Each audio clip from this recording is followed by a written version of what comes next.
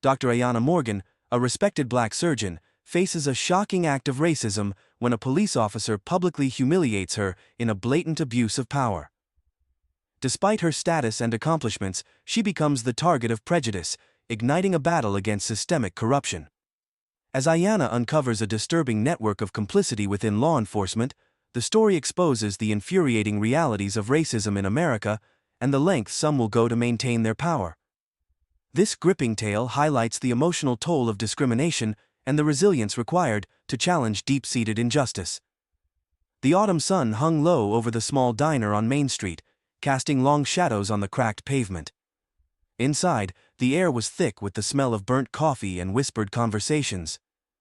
Amelia Monroe sat at the corner booth, her back to the wall, a habit she'd picked up long before she became the youngest district attorney in Millbrook County. Today wasn't about her title, though it was about justice.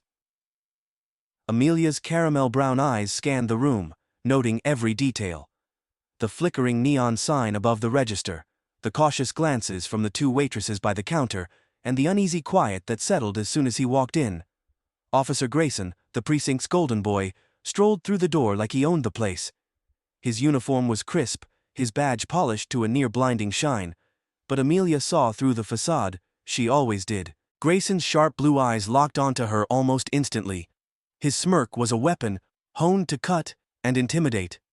"Well, well," he drawled, his voice dripping with condescension. "Miss Monroe didn't think this was your kind of place." Amelia didn't flinch. She reached for her coffee cup, her movements deliberate, her expression calm.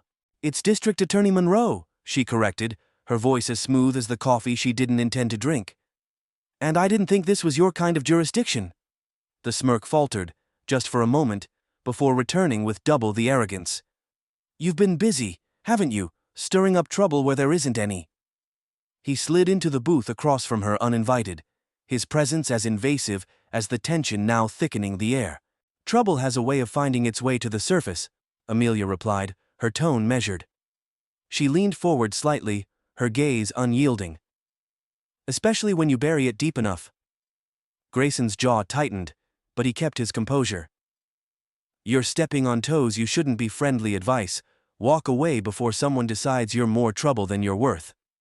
Amelia leaned back, a faint smile curving her lips. "Thanks for the advice, officer, but I don't scare easy." The diner fell silent, every pair of eyes darting between them. Grayson's smile slipped, replaced by something darker. "We'll see about that," he said, standing abruptly. The doorbell jingled as he left, the tension in the room dissipating with him. Amelia sat alone for a moment longer, her fingers tapping lightly against her coffee cup. She had seen men like Grayson before, men who thought their power made them untouchable. What they didn't realize was that power built on fear and intimidation was as fragile as glass. All it took was one crack, and everything would shatter. And Amelia Monroe was more than ready to swing the hammer. The morning light streamed through the towering windows of the Belmont Café, a cozy spot tucked into the heart of the city's historic district. The cafe's charm lay in its simplicity. A mosaic of mismatched chairs, the warm aroma of freshly baked bread, and a chalkboard menu scribbled with the day's specials. This wasn't the kind of place where people came to impress. It was where they came to exhale. Seated at a corner table, Dr. Ayanna Morgan stirred her tea slowly, watching the steam rise in lazy curls. Her tailored navy blazer and silk blouse might have suggested she was heading to a board meeting, but her unassuming demeanor gave her away as someone comfortable in her own skin. Ayanna, at 42, was a powerhouse. As the CEO of Morgan Health Initiatives, a nonprofit dedicated to bringing healthcare access to underserved communities, she had transformed lives and influenced policies across the state. Yet here she sat, quietly blending into the fabric of the cafe like any other patron. The faint chime of the doorbell drew Ayanna's gaze. A few people shuffled in, their footsteps hesitant as they scanned the room for open seats. Ayanna smiled faintly to herself as she took another sip of tea. This was her sanctuary, a rare escape from the marble-floored conference rooms and sterile hospital corridors that usually defined her day. Here, no one asked for her autograph, and the weight of her reputation was just a whisper on the edge of town gossip. "Dr. Morgan?" A voice pulled her from her thoughts, Ayanna looked up to see a young man with tousled hair and an earnest expression. He clutched a battered notebook to his chest like a lifeline. "Yes?" she replied, setting her spoon down with a soft clink. "I'm sorry to bother you," he stammered, his words tumbling out in a rush. "I'm Marcus. I'm a med student. Second year. I recognized you from the panel you hosted last month. Your talk about equity in healthcare was inspiring." Ayanna's smile widened, genuine warmth lighting her features. "Thank you, Marcus. It's good to know the message resonated." He nodded quickly, his eyes shining with admiration. "It did. I just wanted to say thank you for everything you're doing." Ayanna nodded, her humility evident in the simple gesture. "Keep working hard. We need more compassionate doctors in this world." Marcus beamed, gave an awkward wave, and hurried out, leaving Ayanna alone once more. She watched him go, her thoughts drifting back to the countless panels, speeches and meetings she'd attended over the years. Each one was a small drop in an ocean of work still left to do. The cafe hummed with quiet activity. The barista adjusted the music, soft jazz weaving through the air, while an older couple argued over crossword clues at the table nearest the window. Ayanna had always loved these moments of normalcy, where she could observe the world unfiltered and untouched by the expectations that often accompanied her presence. But her peace was short-lived. The door swung open with a harsh jingle, and in walked two police officers, their uniforms crisp and their strides purposeful. Conversations quieted, eyes flicking toward the newcomers before darting away just as quickly. Ayanna glanced at them briefly, sensing the ripple of unease their arrival caused, then returned her focus to her tea. "Excuse me, ma'am," one of the officers said, his voice cutting through the low buzz of the cafe. Ayanna looked up again, her gaze steady. "Yes?" she replied, setting her cup down. The officer, tall and broad-shouldered with a face set in practiced neutrality, gestured toward the seat opposite her. "Mind if I sit?" "Of course." Ayanna's tone remained even, as she gestured for him to join her. The second officer lingered near the door, his hand resting lightly on his belt. "We're conducting an inquiry," the officer began, his gaze scanning her face for a reaction. "There have been reports of unusual activity in the area. We're just asking folks if they've noticed anything out of place." "Unusual activity?" Ayanna repeated, tilting her head slightly. "This seems like a peaceful neighborhood." "It usually is," the officer replied, leaning forward. "But we've been getting complaints about loitering and, suspicious individuals." Ayanna's brow furrowed slightly, though her expression remained composed. "I see. And what does a suspicious individual look like?" The officer hesitated, his practiced facade slipping for just a moment. "Well, you know, people who don't seem to belong." Ayanna's lips pressed into a thin line, but she didn't respond immediately. Instead, she took a slow sip of her tea, letting the weight of his words settle between them. Around the cafe, patrons watched the interaction with varying degrees of curiosity and unease. "I'm afraid I haven't seen anything out of the ordinary," Ayanna said finally, her voice calm but firm. "Though I'm curious, do I seem like someone who doesn't belong?" The officer's posture stiffened. "That's not what I meant, ma'am. We're just doing our job." "Of course," Ayanna said, her tone laced with quiet authority. "And I appreciate that. But I would hope that in doing your job, you're not making assumptions about people based on appearances." The officer's cheeks flushed, and he opened his mouth to respond. But his partner, still by the door, cleared his throat. "We should go," he said, his eyes darting toward the growing audience of cafe patrons. The seated officer stood abruptly, his chair scraping against the floor. "Thank you for your time, ma'am," he said, his tone clipped. Without waiting for a response, the two officers left, the door jingling in their wake. Ayanna exhaled slowly, her composure unbroken despite the tension that lingered in the air. The older couple by the window exchanged a look, and the barista avoided her gaze. As she wiped down the counter, Ayanna could feel the unspoken questions swirling around her, but she chose not to dwell on them. Instead, she reached for her bag, leaving a generous tip on the table before heading toward the door. As she stepped outside, the crisp autumn air filled her lungs, grounding her. Ayanna had faced moments like this before, moments where her presence, her success, her very existence seemed to challenge the expectations of those around her. She knew there would be more. But as she walked toward her car, her shoulders squared and her head held high, She reminded herself of the lesson her mother had taught her long ago. Power isn't just about what you have, it's about how you use it. And Ayanna Morgan intended to use hers, to leave a mark no one could ignore. The downtown streets were alive with the usual buzz of activity.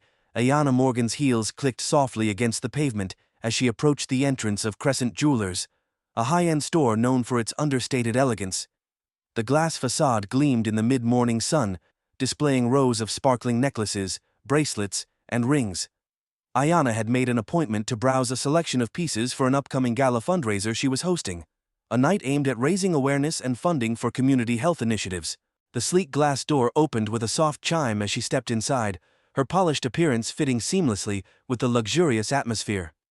A young sales associate at the counter glanced up, her smile faltering ever so slightly as her eyes traveled over Ayanna. She recovered quickly, smoothing her expression into professional neutrality. "Good morning," Ayanna said, her voice warm yet self-assured. "I have an appointment, Morgan 11 o'clock. The associate blinked, fumbling with the iPad on the counter. "Oh, let me check on that for you," she said, her fingers darting nervously across the screen. Ayanna took a step back, her eyes wandering over the glass cases filled with glittering treasures. She noticed another associate whispering to a sharply dressed man in the corner, a manager by his demeanor. Their eyes flicked toward her briefly, before they continued their hushed conversation. Ayanna had seen that look before. A mix of wariness and assumption, the unspoken question hanging in the air. Moments later, the manager approached, his smile tight, and his tone dripping with practiced politeness. "Ms. Morgan," he began, clasping his hands in front of him, "we're so sorry, but we're unable to locate your appointment in our system. Are you sure it was for today?" Ayanna arched a brow, her composure unshaken. "I confirmed it yesterday with a woman named Claire. She said everything was set." The manager hesitated, his eyes scanning her neatly tailored blazer and pearl earrings. "I see, unfortunately, Claire isn't in today, and it seems there may have been some miscommunication." Ayanna felt the familiar undercurrent of frustration bubbling just beneath her calm exterior. "A miscommunication?" she repeated, her voice even. "I drove an hour across town for this appointment. Surely there's a way to resolve this." Of course," the manager said quickly, his placating tone grating against her patience. "It's just that we typically require appointments for clients looking at, high-value items. It's store policy." Ayanna's jaw tightened, the implication clear. She folded her hands in front of her, keeping her voice steady. "And you believe I'm not here to look at high-value items?" The manager blinked, momentarily caught off guard. "Oh no, not at all," he stammered. "It's just, well, we weren't expecting—" "You weren't expecting me," Ayanna finished for him, her words sharp enough to cut. "I see." A tense silence hung in the air, thick and oppressive. The young associate from earlier fidgeted nervously behind the counter, while another customer, a white woman in a designer coat, glanced over curiously before resuming her conversation with a sales associate. Ayanna took a slow breath, willing her frustration to subside.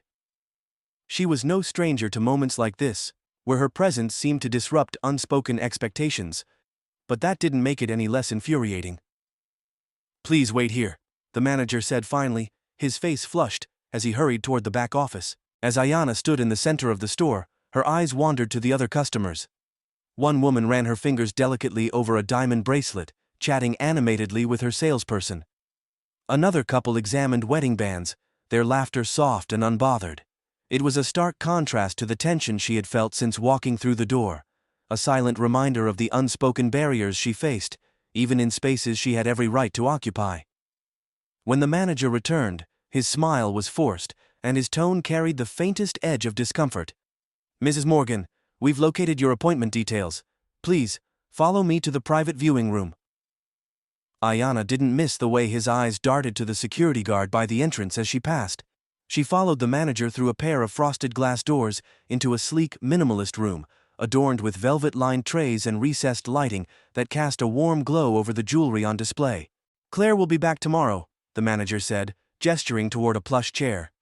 "In the meantime, I'll assist you personally." "No need," Ayanna replied, her voice cool but polite. "I'd like to work with one of the associates." She turned to the young woman from earlier, who stood awkwardly by the door. "You'll do fine."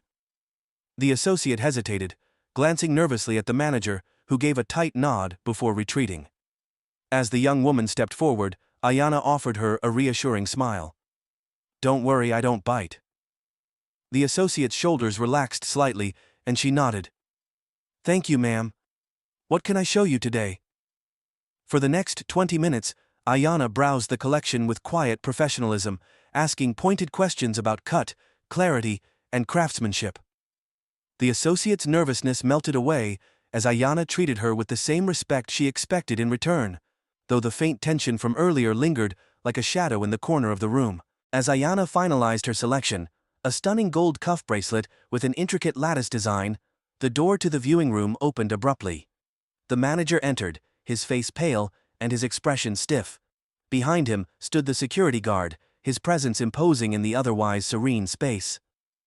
"Ms. Morgan," the manager began, his voice strained. "I apologize for the interruption, but we've had an issue come to our attention.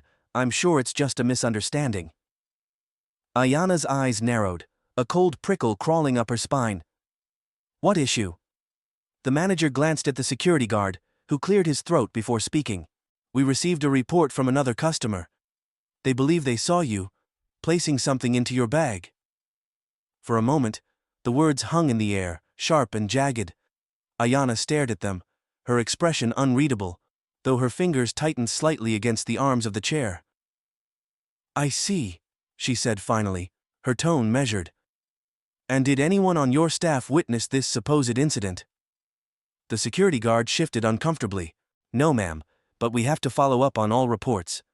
"Of course you do," Ayanna replied, her voice calm but steely.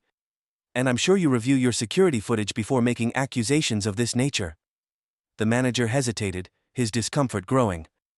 "We were hoping you might allow us to check your bag, just to clear things up." Ayanna's lips pressed into a thin line.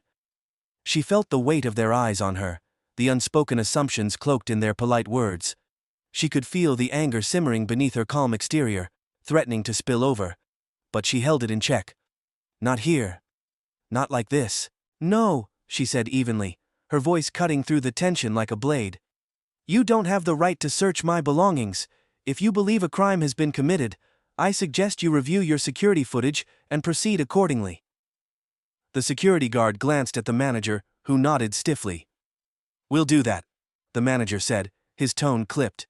"Please remain here." As they left the room, Ayanna exhaled slowly, her hands unclenching from the chair's arms. The young associate stood frozen nearby, her face pale, and her eyes wide with a mixture of sympathy and fear. "I'm sorry," the associate said quietly, her voice trembling. "I don't think you—" "It's all right," Ayanna interrupted gently, her tone softening. "This isn't on you." She sat back in her chair, her thoughts racing. Moments like these were all too familiar, subtle insinuations, the quiet weight of prejudice wrapped in civility. She had built her career on poise and composure, on refusing to let these moments define her, but that didn't make them any less exhausting. Minutes later, the manager returned, his face tight with embarrassment. "Ms. Morgan, we reviewed the footage, and it's clear there was no wrongdoing on your part. Please accept our sincerest apologies for the inconvenience." Ayanna rose slowly, her gaze steady. "Inconvenience," she repeated, her voice quiet but firm. "Is that what we're calling it?" The manager's mouth opened, but no words came out. The silence stretched between them, heavy and unyielding. "I think we're done here," Ayanna said finally. She turned to the young associate. "Thank you for your help. You've been wonderful." With that, she collected her bag and left the viewing room, her steps measured and her head held high.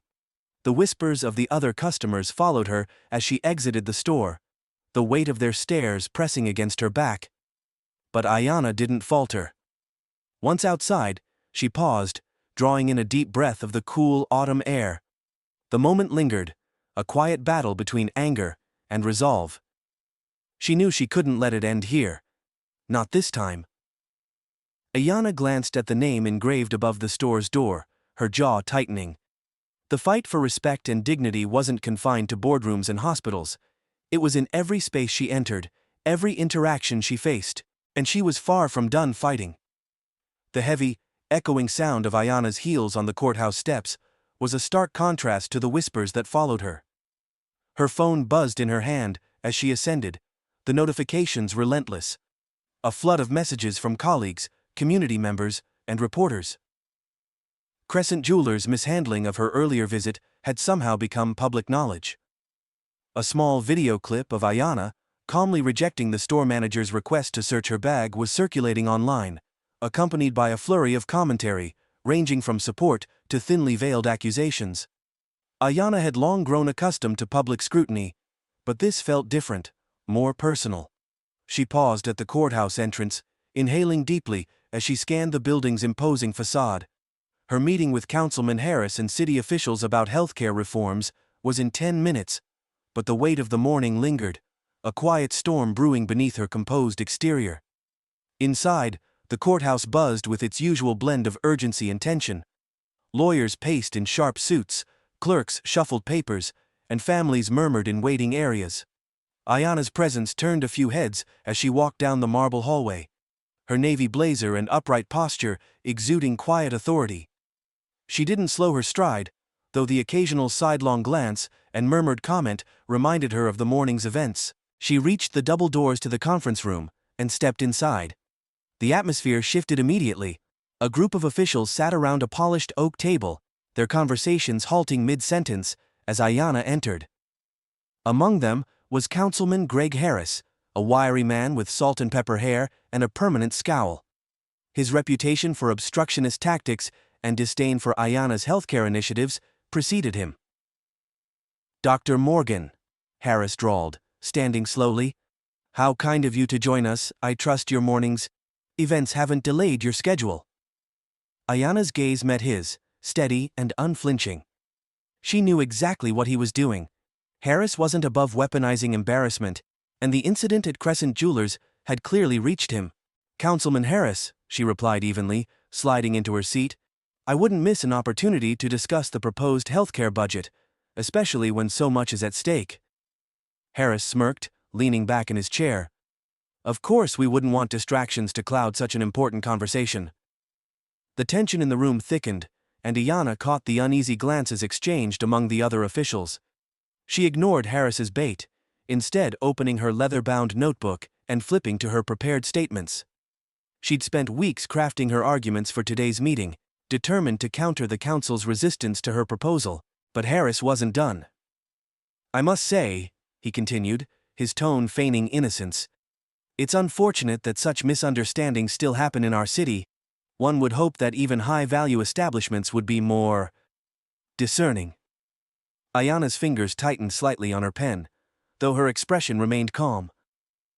"Discerning," she repeated. "That's an interesting choice of words, Councilman.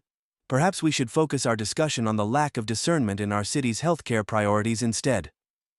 The veiled barb hung in the air, and a flicker of irritation crossed Harris's face. Before he could respond, the door opened abruptly, and an aide stepped inside, whispering something into Harris's ear.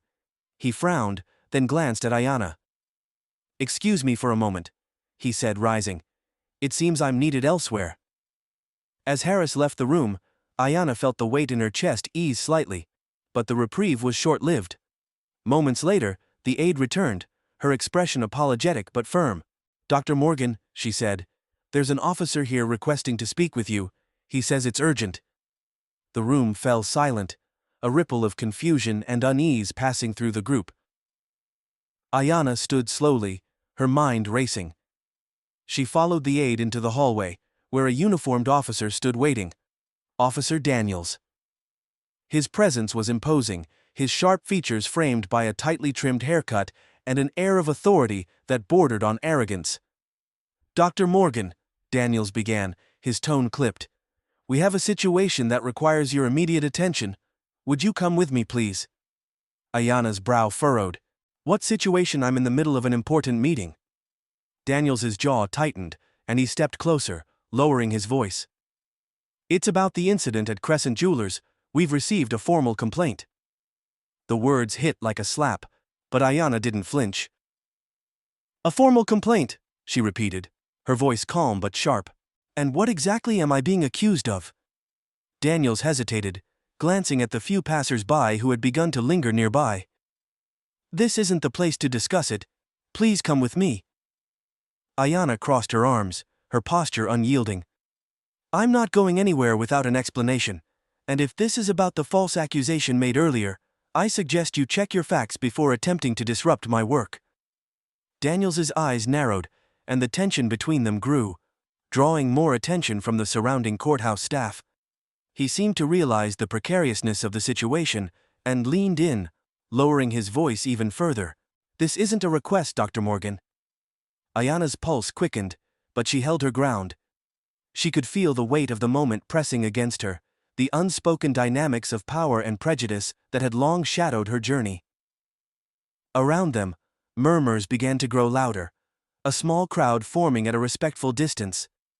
If you insist on making a scene, Ayanna said finally, her voice cutting through the noise, then I suggest we do this publicly.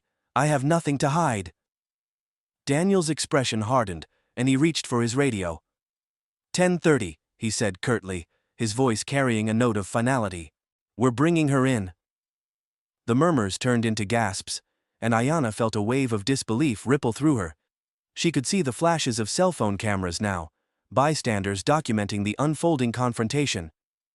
Every fiber of her being screamed at her to fight, to push back against the indignity of it all. But she also knew the power of perception, the narrative that would follow her every move. So she straightened her shoulders, meeting Daniel's gaze with unwavering defiance. Lead the way, she said. The ride to the precinct was surreal. Ayanna sat in the back of the squad car, her hands clasped tightly in her lap as the city blurred past the window. Daniels said little, though she could feel his occasional glances in the rearview mirror. Her phone, confiscated during the arrest, felt like a tether suddenly severed, leaving her isolated in the face of what was to come. By the time they arrived at the precinct, the gravity of the situation had fully sunk in. She was escorted through the front doors, her presence drawing stares from officers and civilians alike. Whispers followed her down the hallway, but Ayanna's expression remained calm, her head held high. Daniels led her to an interrogation room and gestured for her to sit. The stark fluorescent lighting cast sharp shadows across the metal table as Ayanna lowered herself into the chair, her movements deliberate and composed. Daniels stood across from her, his arms crossed, as another officer entered, a younger man with a hesitant demeanor. His name tag read, Mitchell. Mitchell glanced at Daniels, then at Ayanna, his expression uneasy. Dr. Morgan, he began, his voice careful. I just want to clarify a few things about this morning. Ayanna raised a brow. Then clarify them. Mitchell hesitated, clearly uncomfortable with the situation. The complaint against you was made anonymously, but we've reviewed the evidence, and, well, there's nothing to substantiate it. Daniels's jaw tightened, his glare cutting toward Mitchell. This isn't about what's substantiated, Daniels snapped. It's about following protocol. Protocol? Ayanna repeated, her voice sharp. Your protocol has subjected me to a public humiliation based on a false and baseless accusation. What evidence do you even have to justify this? Mitchell shifted uncomfortably, clearly caught between his conscience and his superior's authority. Daniels, however, refused to back down. Evidence will be reviewed in due course, Daniels said coldly. Until then, you'll remain here for questioning. Ayanna leaned forward, her gaze piercing. Let me be clear, she said, her voice low but charged with intensity. You're not detaining me for questioning. You're detaining me because you made an assumption, and now you're scrambling to justify it. Daniel's expression darkened, and for a moment, the tension in the room felt combustible. But before he could respond, Mitchell spoke up, his voice firmer now. She's right, Daniels. We've overstepped. Daniels rounded on him. Mitchell. She's right, Mitchell repeated, his voice trembling but resolute. We need to let her go. Ayanna's heart pounded as she watched the standoff between the two officers. She could see the cracks forming in the veneer of their authority, the unspoken battle between conscience and compliance playing out before her. And she knew this was just the beginning. The interrogation room was cold, its sterile walls amplifying the tension hanging thick in the air. Ayanna sat in the metal chair, her back straight, her hands clasped on the table. The hum of the overhead light buzzed faintly, a steady rhythm beneath Officer Daniels' clipped words. "Let's try this again, Dr. Morgan," Daniels said, leaning forward, his fists pressing against the table. His voice carried the weight of authority, but Ayanna heard the insecurity beneath it. "You were at Crescent Jewelers this morning. What exactly happened?" Ayanna's gaze didn't waver. "I was there to browse their collection. I had an appointment. Any other accusations you're entertaining are false, and you know it." Daniel's lips twitched in irritation. He straightened, crossing his arms. "A report was made. We take every report seriously." "Do you?" Ayanna's tone was calm, but the sharp edge of her words sliced through the air. "Or is it that you take certain reports seriously? Ones that align with your assumptions?" Daniel's jaw tightened, and Ayanna saw the flicker of unease in his eyes. Before he could respond, the door opened, and Officer Mitchell stepped in. His face was pale, his eyes darting between Ayanna and Daniels. He carried a folder in his hands, gripping it so tightly his knuckles were white. "Daniels," Mitchell said, his voice low. "We need to talk." Daniels glared at him, but stepped aside. Mitchell shot Ayanna a fleeting glance, a mixture of apology and discomfort etched on his face, before leading Daniels into the hallway. Through the thin walls, Ayanna could hear their muffled voices. "We don't have anything solid," Mitchell said. "The footage from the store clears her." "That doesn't mean we drop this," Daniels snapped. "You think she's untouchable because she's got money and a title she's trying to make us look like the bad guys." Mitchell's voice grew firmer. "She's innocent, Daniels. If we keep this up, it's not just her reputation on the line, it's ours." The door creaked open, and Daniels stormed back in, his face dark with anger. Mitchell followed, quieter now, but Ayanna saw the resolve in his eyes. He placed the folder on the table and slid it toward Daniels. "You should read this," Mitchell said. "It's the internal review." Daniels ignored him, fixing his gaze on Ayanna. "Let's be clear, Dr. Morgan. Just because you're walking free doesn't mean this is over people like you." "People like me?" Ayanna interrupted, her voice rising for the first time. She leaned forward, her presence commanding. "Say what you mean, Officer Daniels. Don't hide behind vague language." Daniels faltered, his mouth opening and closing as he searched for words. The power dynamic in the room shifted in an instant, and Ayanna seized it. "You've targeted me because I challenged the status quo," she continued, her voice steady and unwavering. "I don't fit into the narrative you've constructed about who deserves respect and who doesn't. But let me make something clear. I am not afraid of you. Your badge does not excuse your bias." The silence that followed was deafening. Daniels looked to Mitchell, who now stood with his arms crossed, his expression unreadable. Ayanna stood, her movements deliberate. "I'll be leaving now," she said, "and you'll be hearing from my legal team." Daniels opened his mouth to protest, but before he could speak, the door opened again. This time, it was a woman in a sharp gray suit, her heels clicking against the tiled floor. Her badge gleamed under the fluorescent light. "Internal Affairs." "Officer Daniels," she said, her voice cool and professional. "We need a word." Daniels' face drained of color. He glanced at Ayanna, then at Mitchell, before reluctantly following the woman out of the room. Mitchell lingered, his shoulders slumping slightly as the tension eased. "I'm sorry for this," he said quietly. "I tried to—" "You have a choice, Officer Mitchell," Ayanna interrupted, her tone softer now. "You can continue to be complicit in a broken system, or you can stand for what's right. Which will it be?" Mitchell hesitated, guilt flickering across his face. He stopped himself, then nodded. "I'll make the right choice." Ayanna gave him a small nod, then walked out of the room. The precinct was abuzz with activity, but as she strode through the main hall, the noise seemed to fade into the background. Her phone, returned to her upon her release, buzzed with notifications.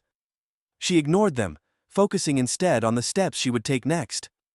Outside, the air was crisp and biting, a sharp contrast to the stifling tension inside.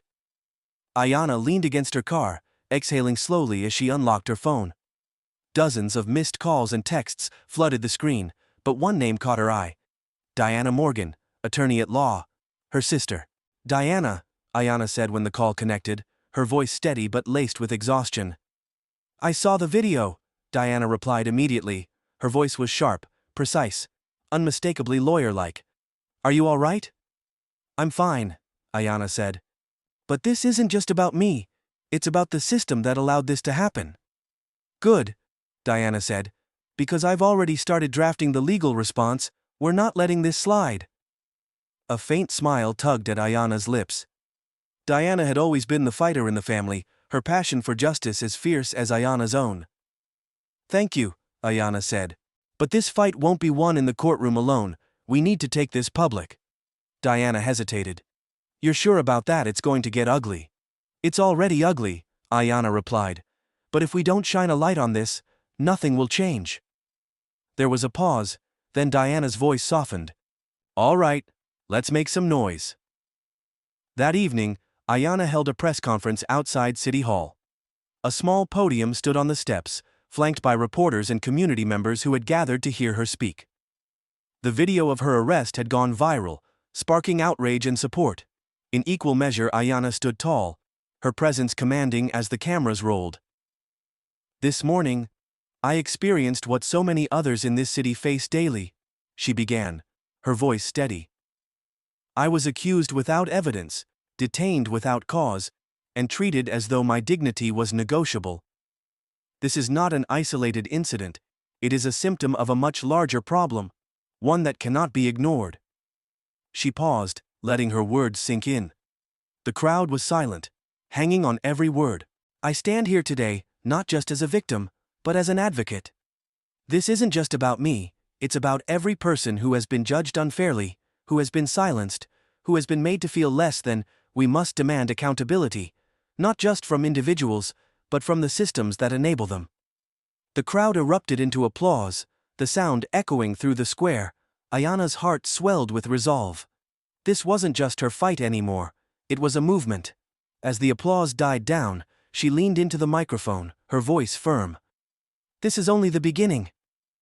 The courthouse steps were a stark stage for the confrontation that was about to unfold. Ayanna stood at the center, surrounded by community members, reporters, and flashing cameras. The crisp evening air carried murmurs of anticipation, tension rising like the tide. She had called the press conference, not just to speak out, but to force the hand of those who thought they could silence her. This time, Ayanna would not walk away quietly. Officer Daniels arrived at the periphery of the gathering, his badge gleaming in the light of the cameras. He wasn't in uniform, a clear attempt to distance himself from the precinct's growing controversy, but his presence was no less commanding. His sharp features were set in a hard line, his eyes scanning the crowd with a mix of irritation and disdain. Behind him stood a handful of colleagues, including Officer Mitchell, whose conflicted expression betrayed his unease. Daniels pushed his way through the throng, his jaw tightening as he approached the podium. Ayanna saw him coming, and her grip on the edges of the wooden stand tightened, though her expression remained calm. This was what she had prepared for, a public reckoning. Dr. Morgan, Daniels began, his voice loud enough to carry over the din. He stepped closer, his posture assertive but teetering on the edge of aggression. You've said a lot about accountability today. So tell us, who's holding you accountable? The crowd murmured, their eyes darting between Daniels and Ayanna. The air was electric, charged with the possibility of conflict. I am always accountable, Ayanna replied, her voice even but firm. To my patients, my community, and the truth. Can you say the same, Officer Daniels? The question landed like a punch, and Daniels's face darkened. I uphold the law, he retorted. I don't twist it to suit my agenda. Twisting the law, Ayanna repeated, stepping away from the podium to face him directly. Is that what you call detaining me without evidence, humiliating me in front of the public? Or is it just easier to justify when the person you're targeting doesn't fit your idea of who deserves respect? Daniels took a step forward, his voice dropping to a dangerous tone. You think you can stand here and paint me as the villain? You don't know anything about what it takes to do my job. I know what it takes to treat people with dignity, Ayanna countered, her voice rising. And I know what happens when power is used to dehumanize instead of protect. The crowd stirred, the tension thick enough to cut with a knife. Daniel's colleagues shifted uncomfortably, and Officer Mitchell stepped forward as if to intervene, but he hesitated, caught between loyalty and conscience. "You're not a victim, Morgan," Daniel spat, his composure cracking. "You're a provocateur. You think your position makes you untouchable, but it doesn't. The law applies to everyone." "And yet you think your badge makes you untouchable," Ayanna shot back. "But it doesn't. Accountability applies to everyone, including you." The words rang out, amplified by the cameras and microphones surrounding them. For a moment, Daniel seemed to falter, the cracks in his facade widening. But then he straightened, his expression hardening into defiance. "You think you've won something here?" he said, his voice low but cutting. "This is just noise tomorrow. The world will forget about you." Ayanna took a step closer, her eyes locking onto his with unwavering resolve. "Then let's make sure they don't." At that moment, a voice broke through the tension. "Dr. Morgan, would you care to comment on this?" A reporter held up a tablet, its screen displaying a leaked document, an internal memo implicating Daniels in a series of prior misconduct cases. The headline beneath it was damning. "Pattern of abuse. Officer Daniels' troubling history. Uncovered." Daniels' eyes widened as he saw the screen, his mask of confidence slipping. "That's," he began, but his voice caught in his throat. Ayanna seized the opportunity, turning back to the crowd. "This is what happens when power goes unchecked," she said, her voice carrying the weight of conviction. "For too long people like Officer Daniels have hidden behind their badges, shielded by a system that protects them, instead of the people they're supposed to serve. But the truth always comes out." Daniels' composure shattered. "This is a smear campaign," he barked, his voice trembling with fury. "You're twisting facts to destroy me." Ayanna's gaze was unrelenting. "The facts speak for themselves, Officer Daniels. And now, so will the people you've silenced." The crowd erupted into a flurry of questions and accusations, reporters shouting over one another to get their soundbites. Daniels backed away, his movements stiff and jerky, as if retreating from a fire that had grown too hot. Behind him, Mitchell stepped forward, his face pale but determined. "I can't stay silent anymore," Mitchell said, his voice shaking but loud enough to be heard. "What Dr. Morgan is saying, it's true, I've seen it, we've all seen it, and it's time we stop protecting what's broken." The admission sent shockwaves through the gathering. Daniels turned on Mitchell, his expression a mixture of betrayal and rage. "You're throwing your own under the bus?" he hissed. "I'm doing what's right," Mitchell replied, his voice steadier now. "Something you forgot a long time ago." As the chaos unfolded, Ayanna stepped back to the podium, her voice cutting through the noise. "This moment isn't just about one officer or one incident, it's about the courage to confront a system that has failed us all. The question is, who will stand on the right side of history?" The crowd fell silent, her words resonating like a bell. For a moment, the weight of everything, her humiliation, her fight for justice, her unyielding resolve, hung in the air. Then, slowly, the applause began. It started with a single clap, then spread like wildfire through the crowd. Community members cheered, reporters scribbled furiously, and even some of Daniels' colleagues nodded in quiet agreement. Daniels stood frozen, his world crumbling around him. The leaked memo, the public confession from Mitchell, and Ayanna's unrelenting stance had left him cornered. For the first time, the power he had wielded so freely felt like a noose tightening around his neck. As the applause swelled, Ayanna stepped down from the podium, her heart pounding, but her steps steady. She didn't look back as Daniels was approached by two internal affairs officers, their expressions grim. "Officer Daniels," one of them said, his voice firm, "we need you to come with us." Daniels didn't protest. He simply stared at Ayanna, his expression a twisted mix of anger and defeat, before he was led away. Ayanna exhaled slowly, the weight of the confrontation lifting, but not disappearing entirely. This wasn't the end. It was the beginning. A battle had been won, but the war for systemic change was far from over.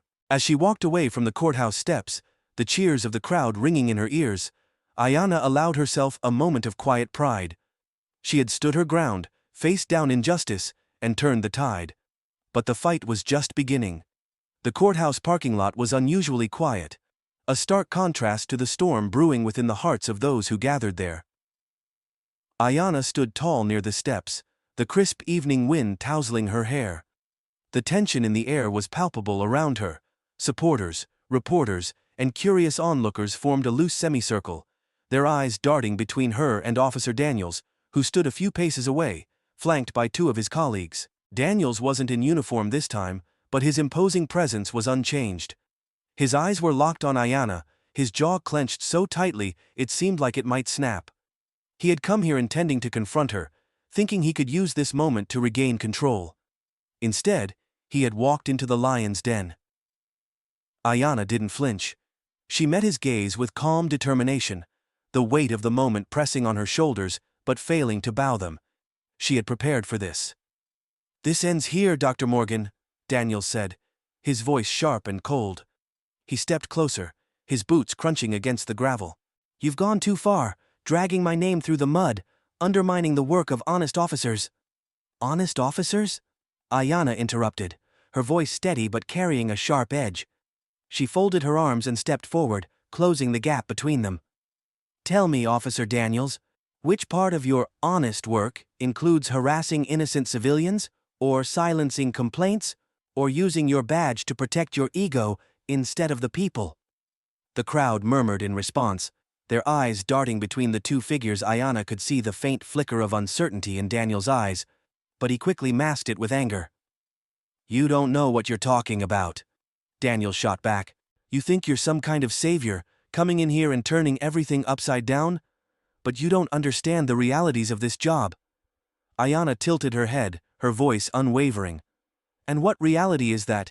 The reality where you think you can humiliate and intimidate anyone who doesn't fit your idea of respectable? Or the reality where the truth threatens the comfortable system you've been exploiting for years?" Daniel stiffened, his hands curling into fists at his sides. His colleagues shifted uncomfortably, exchanging uncertain glances. Behind Ayanna, her sister Diana approached quietly, a folder tucked under her arm. She placed a hand on Ayanna's shoulder, a silent show of support, before stepping back to let her sister take the lead. "You have no proof," Daniel snarled, his voice rising. "You're just another privileged elite trying to make a name for yourself." Ayanna took a step forward, her voice cutting through the air like steel. "Is that what you tell yourself? That I'm the problem? That the system you represent isn't broken? Let me show you what proof looks like." She gestured toward Diana, who opened the folder and handed Ayanna a stack of documents. Ayanna raised them for the crowd to see, her voice ringing with conviction.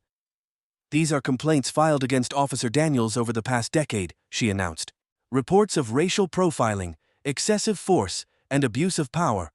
All buried, dismissed, or ignored by the department." The crowd gasped, reporters raising their cameras higher as Ayanna's words carried across the lot. Daniel's face paled, but he quickly recovered, his lips curling into a sneer. "Complaints don't mean guilt," he snapped. "Anyone can file a report." "And when enough reports show a pattern?" Ayanna countered. She flipped to another page.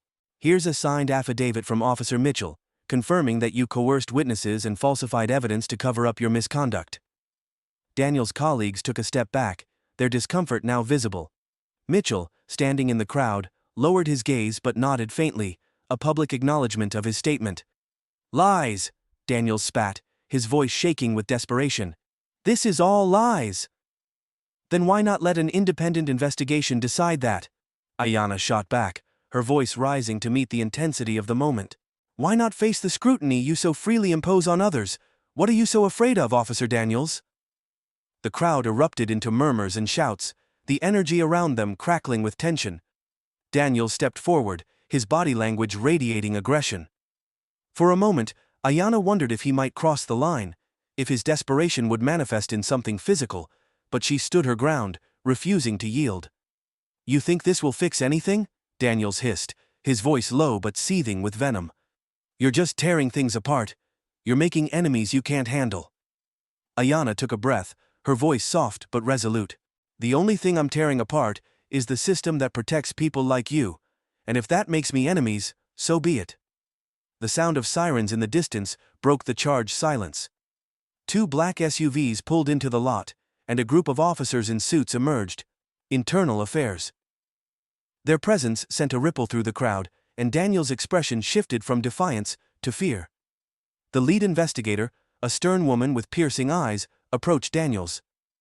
"Officer Daniels," she said, her voice cool. "We need to speak with you regarding multiple allegations of misconduct. You are to accompany us immediately." Daniels turned to her, his face pale. "This is a setup," he said, his voice trembling. "She's orchestrating this." The investigator didn't flinch. "We'll determine that during the investigation. For now, you are relieved of your duties." The crowd erupted into a mix of cheers and murmurs as Daniels was led away, his protests fading into the background. Ayanna stood tall, watching him go, her expression a mixture of relief and resolve. But as the noise around her grew, so did the weight of what had just happened. Diana stepped beside her, lowering her voice. "This isn't over, Ayanna. There are still people in the system who will fight to protect themselves." "I know," Ayanna replied, her gaze steady, "but this is a start." The press surged forward, their questions blending into a chaotic symphony of demands for answers.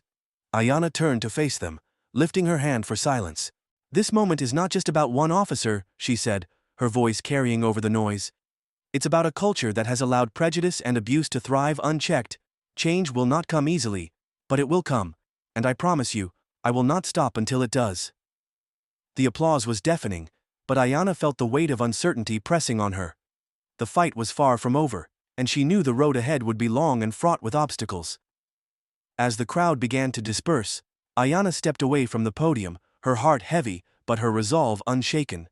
She glanced at Diana, who gave her a small, reassuring smile. "You did good," Diana said quietly. "But now comes the hard part." Ayanna nodded, her eyes scanning the faces around her. "I know, but I'm ready."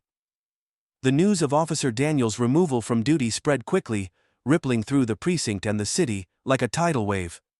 By the following morning, the front pages of local and national newspapers carried the headline, "Officer suspended amid corruption probe. Community leader stands firm." Ayanna sat in her office, a modest space that felt worlds away from the grandeur of her usual surgical suite. Her phone buzzed incessantly, calls from journalists, community leaders, and even patients offering their support. Though the weight of the confrontation still lingered in her chest, she felt a spark of hope flickering amidst the chaos. This time, people were listening. Diana entered the office, holding 2 cups of coffee. She set one on Ayanna's desk and took a seat across from her. "You're officially a household name," she said with a small smile. "Congratulations on single-handedly dismantling a system." Ayanna chuckled softly, shaking her head. "We both know I didn't dismantle anything, I just cracked the surface."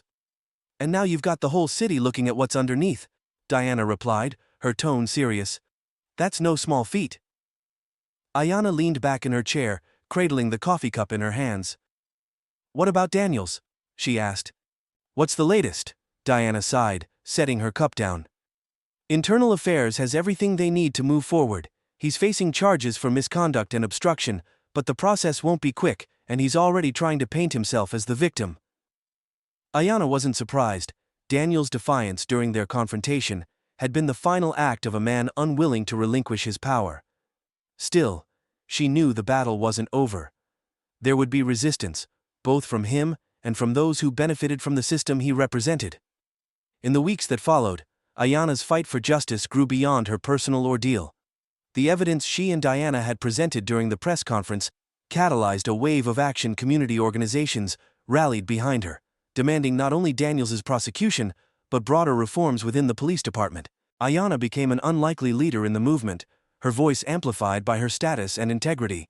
She spoke at town halls, led strategy meetings with activists, and worked closely with legal teams to ensure that the systemic issues Daniels had exploited would not be ignored. Her dual identity as a surgeon and advocate became a powerful symbol of resilience and responsibility, inspiring others to join the cause. The precinct underwent sweeping changes.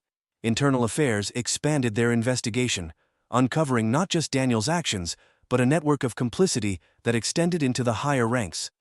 Several officers resigned under scrutiny, while others faced disciplinary action or charges. It wasn't a clean sweep, but it was a start. Officer Mitchell, once hesitant and complicit, became an unlikely ally. He testified against Daniels during preliminary hearings, providing crucial insight into the culture of silence that had enabled such misconduct. His actions earned him both respect and scorn, but he remained steadfast, determined to atone for his past inaction. For Ayanna, the journey was transformative. The experience had tested every fiber of her being, forcing her to confront not only external challenges, but internal ones as well.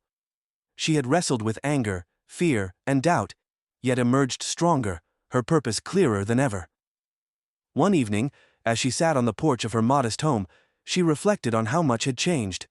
The gold chain around her neck, once a family heirloom she wore for strength, now felt heavier, its symbolism deepened by what she had endured. Diana joined her on the porch, a glass of wine in hand. "You know," she said, breaking the comfortable silence, "I think Grandma Evelyn would have been proud of you." Ayanna smiled, the memory of her grandmother's fiery speeches at community meetings flooding back. "She always said, 'Respect isn't given, it's earned.' I think I finally understand what she meant." Diana raised her glass in a toast.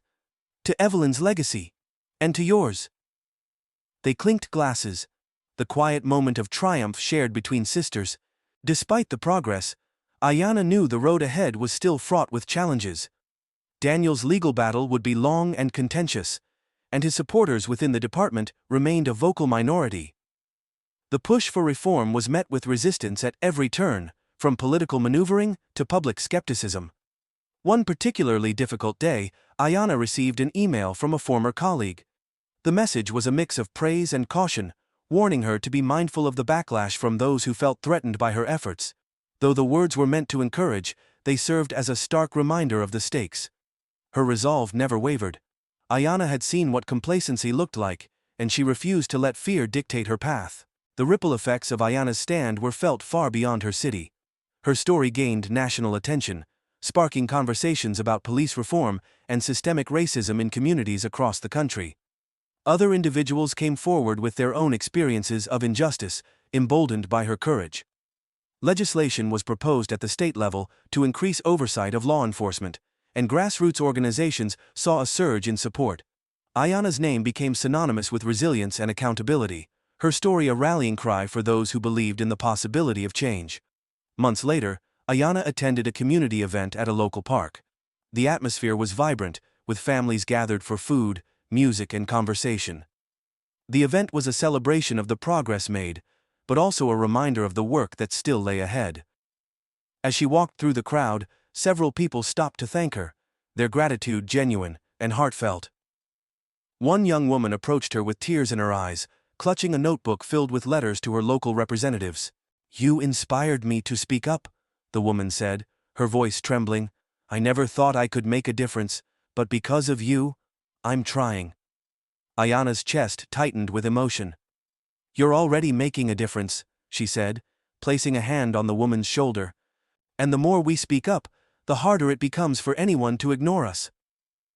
As the sun dipped below the horizon, casting the park in a warm glow, Ayanna felt a renewed sense of purpose.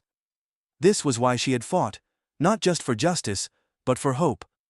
That night, as Ayanna prepared for bed, she glanced at the stack of files on her desk. They represented the next steps in her journey: cases to review, meetings to attend, and plans to strategize. The fight wasn't over, but she welcomed it. Change, she knew, was a marathon, not a sprint. She picked up her grandmother's photo from the desk, tracing the edges of the frame with her fingers. "We're just getting started," she whispered. With that, Ayanna turned off the light, ready to face whatever came next. Ayanna Morgan stood on the balcony of her home, staring out at the city that had become a crucible for her transformation. The skyline glittered in the distance, its lights a testament to resilience and possibility. Much like the city itself, Ayanna had been forged in the fires of struggle, emerging stronger, sharper, and more resolute. Her fight against Officer Daniels and the corrupt system that protected him had not been a singular act of defiance, but the first step in a longer journey toward systemic change. She thought of the past few months, the fear and anger she had faced, the personal toll it had taken, and the hope that had risen from the ashes. There was no denying that the confrontation with Daniels had been harrowing, but it had also awakened something within her. A deeper understanding of her own strength, and a renewed commitment to justice.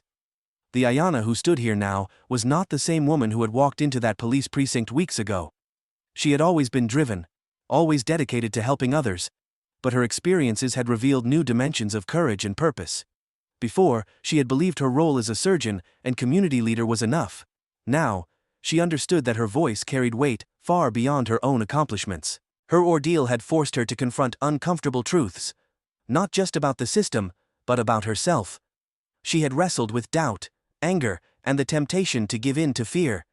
Yet she had persevered. And in doing so, she had proven that one person's determination could inspire a movement. The fight wasn't over. Ayanna knew that the road ahead would be long and fraught with setbacks, but she no longer saw the struggle as a burden. Instead, it was a responsibility she embraced, a legacy she hoped to leave for those who came after her. The case against Officer Daniels had laid bare the rot within the system, exposing the tangled web of prejudice, abuse, and silence that had enabled his actions. But it had also illuminated something far more powerful: the capacity for collective action to drive change. Ayanna's stand had sparked a citywide conversation, pushing issues of racial injustice and systemic reform into the spotlight. The fallout from Daniels' suspension and subsequent investigation was significant. Internal affairs had uncovered a network of complicity, leading to resignations, disciplinary actions, and new oversight measures. It was a reckoning that had shaken the precinct to its core, forcing even its staunchest defenders to confront uncomfortable truths. But the impact extended far beyond the precinct. Ayanna's story had captured national attention, inspiring similar movements in other communities.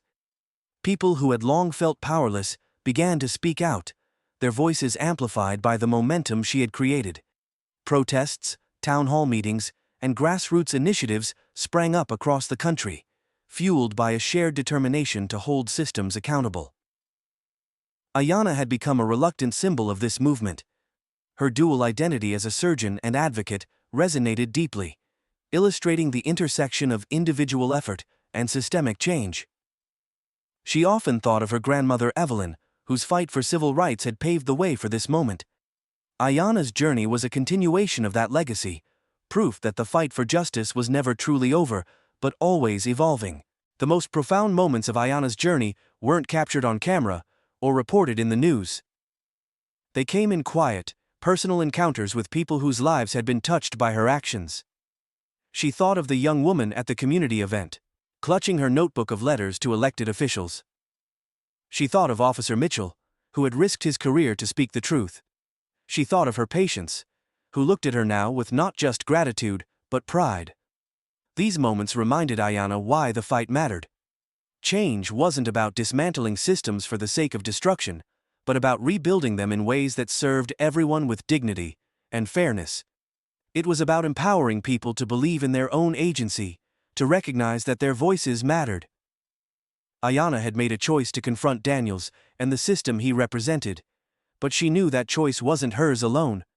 It belonged to every person who had stood beside her, every ally who had taken a risk, and every community member who had demanded better together. They had turned a moment of injustice into a catalyst for progress. As Ayanna stood on her balcony, the cool night air brushing against her skin, she felt a profound sense of peace. The fight had been exhausting, but it had also been affirming. It reminded her of the power of resilience, the importance of courage, and the potential for unity to overcome even the deepest divides. She thought of the work that still lay ahead. The court hearings, the policy proposals, the countless conversations with community leaders and officials.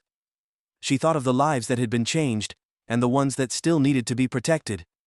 The scale of the task was daunting, but Ayanna felt ready. Her phone buzzed on the table beside her. It was a message from Diana. Just saw the latest poll. 70% of the city supports the reforms. You did this, Ayanna? We did this. Ayanna smiled, her chest swelling with quiet pride. She picked up the phone and typed a response. This is just the beginning. For those who had followed Ayanna's journey, her story was more than just a tale of one woman's fight against injustice. It was a reminder that change was possible, even in the face of overwhelming odds. It was a call to action for anyone who had ever felt powerless or silenced. Ayanna's message was clear. Systemic problems required systemic solutions, but those solutions began with individual courage. Whether it was speaking out against prejudice, supporting local reforms, or simply refusing to stay silent in the face of wrongdoing, everyone had a role to play. As Ayanna prepared to face the challenges ahead, she carried with her the lessons of her journey. That justice was a collective effort, that resilience was a form of resistance, and that the fight for equity was never futile. The road was long, but Ayanna Morgan was ready, and she knew she wasn't walking it alone.